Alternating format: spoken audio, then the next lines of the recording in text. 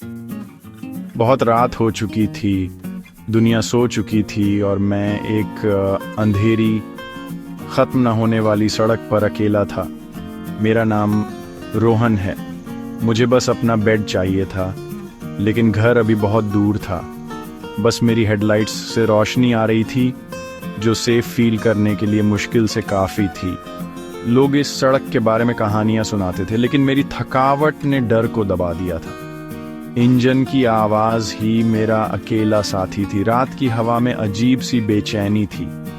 परछाइयाँ अजीब शेप्स में बदल रही थीं और हर सरसराहट से मेरी धड़कन तेज हो जाती थी। मैंने रेडियो ऑन किया,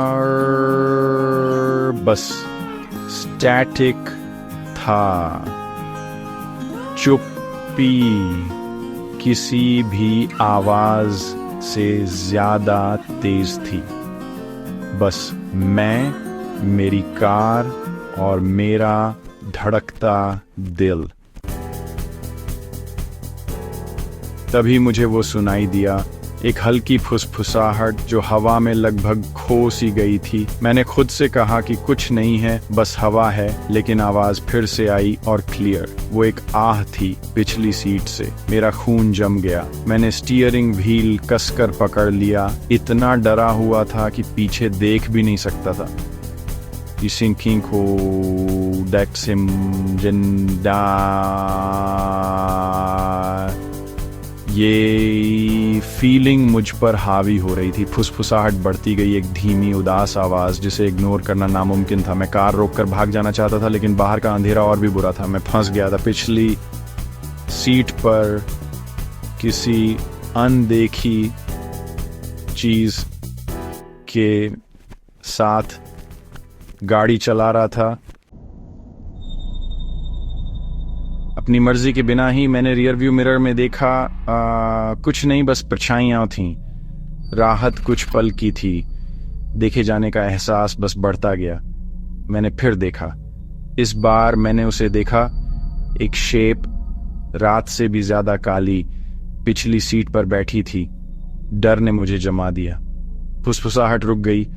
उसकी जगह एक डरावनी खामोशी छा गई।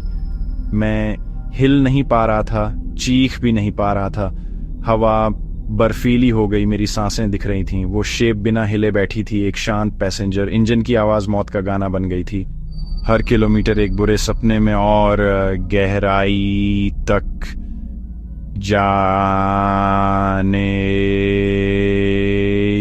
इस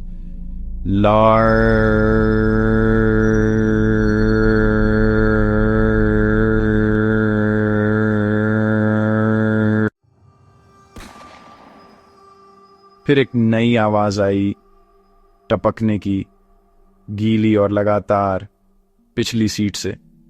मैंने मिरर में देखा। वो परछाई अब एक औरत थी, पूरी भीगी हुई। उसकी आंखें मुझ पर टिकी थीं। कार में खून की बदबू भर गई। मुझे उल्टी आने लगी। डर मुझ पर हावी हो गया था। उसकी ड्रेस पर दाग थे, वहीं से टपक रहा था। मुझे आगे एक गांव का साइन दिखा, उम्मीद की एक किरण। मैंने एक्सीलरेटर पूरा दबा दिया, सेफ्टी के लिए बेताब था। मैंने पीछे मुड़कर देखने से मना कर दिया, लाइट और लोगों की उम्मीद पर फोकस किया। बस मुझे गांव तक पहुंचना था। टर्न ऑफ पास आया, मैंने उसे लिया। टायर्स चीखने लगे। तुरंत टपकना, ठंड, बदबू सब गायब हो गए। मैंने मिरर में देखा, पिछली सीट खाली थी। क्या ये सब मेरे दिमाग में था? मैंने गाड़ी रोकी, कांप रहा था, सांस लेने के लिए हाँफ रहा था। फिर मैंने एक न्यूज़ अलर्ट देखा, रोहन शर्मा की हाईवे 7 पर एक क्रैश में मौत हो गई।